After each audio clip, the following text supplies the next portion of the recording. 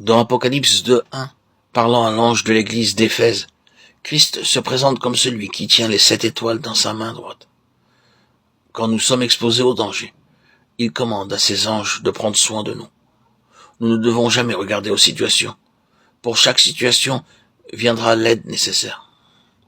Les anges sont des esprits au service de ceux qui doivent hériter du salut. Hébreux 1:14. Selon Actes 12:7, les anges ne nous accompagnent pas tout au long de notre route. L'ange accompagna Pierre un bout de chemin seulement. Dieu savait que Pierre oublierait et laisserait derrière lui ses sandales et son vieux vêtement. Aussi l'ange lui rappela de les prendre. Puis l'ange le quitta. N'oubliez pas que les anges de Dieu veillent sur son peuple. À Kéta, 58 000 personnes moururent en 18 secondes. Un croyant seulement fut tué alors que 92% de la population fut détruite. Le Seigneur se présente aussi à son Église comme celui qui marche au milieu des 7 chandeliers d'or. Beaucoup de croyants furent emprisonnés et chassés par les persécutions. Acte 12:1-3. Jean s'interrogea certainement, disant « Quel sera l'avenir de l'Église ?» Le Seigneur répondit « Ne regarde pas l'état extérieur. Je suis au milieu de l'Église. Je construis mon Église et pour cela, je ne m'appuie pas sur les constructions humaines et les biens. »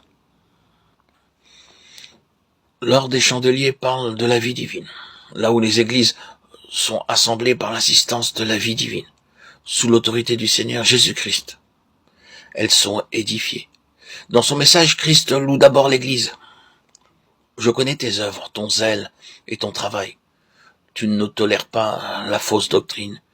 Tu es très active. Visite, prédication, supportant tout sans faiblir. Puis il porte une sérieuse accusation contre l'Église. Tu as perdu ton premier amour. Je ne peux pas t'utiliser, tu as perdu ton amour pour le Seigneur. Son amour pour le Seigneur, il ne peut pas nous utiliser. Nous pouvons déployer une grande activité, mais s'il n'y a pas d'amour dans nos cœurs, nous sommes inutiles. Sans amour pour le Seigneur, nous ne pouvons être son instrument. Prions. Seigneur, donne-moi de l'amour pour le peuple dans son aveuglement. À moins d'avoir de l'amour pour son peuple, le Seigneur ne peut pas travailler.